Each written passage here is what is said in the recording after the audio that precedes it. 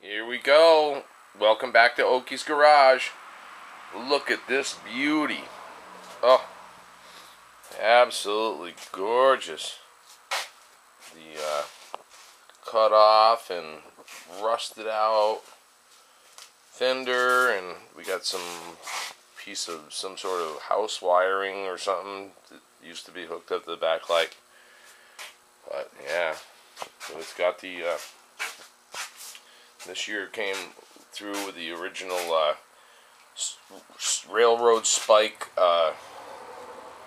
bolts. Instead of having bolts on the top of for the motor mounts, that had these that stuck out. So you got to be kind of careful with your knee on that. But no, actually, to tell you the honest truth, this is what we're doing with this rig is I just want to show you how beautiful this thing really is. Very, very nice. Well, it's a roller, and what we needed to do is get this engine running, because he wants to make it into like a show bike motor, show bike engine, I should say. And so what I had to do was, he brought me a frame. I had to put all the wiring back together and make the thing so it actually run. Put the exhaust back on so it didn't run with some sort of. I wanted it to run with some sort of, back pressure on the whole thing, just not running right straight off the cylinders, which is never good for valves and stuff like that. But anyway, yeah, this is the original mono shock. They just disconnected this shock, and no, I'm just joking.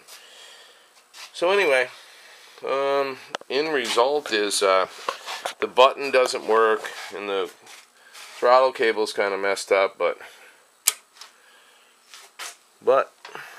if you jump the solenoid, the old-fashioned jump the solenoid trick,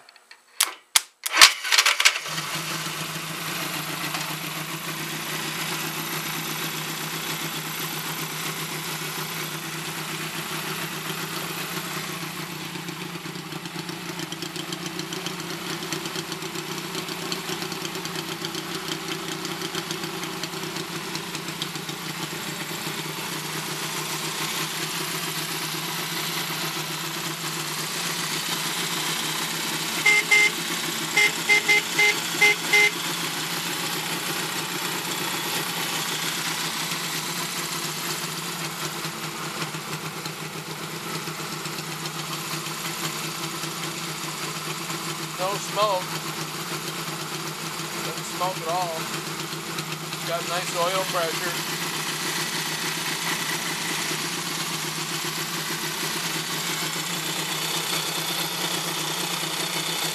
Got a little bit of a rocker cover leak, but we got gaskets for that. We'll put the new gasket in there. So it does run.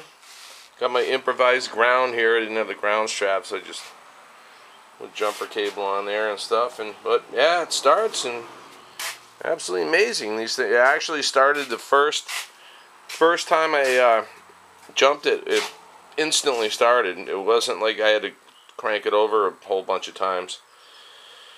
So the engine runs. So I'm not really sure about the clutch and the transmission, but the Kickstarter seems to work, and so there you go. So I'm gonna end up taking this engine out and totally sandblasting it and moving a lot of parts off it and chroming a lot of pieces. There's another cover that he brought me. It's a better cover. It doesn't have a dent in it. This one's got a dent in it.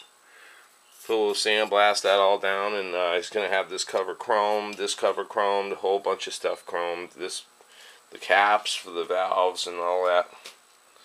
So at least it runs.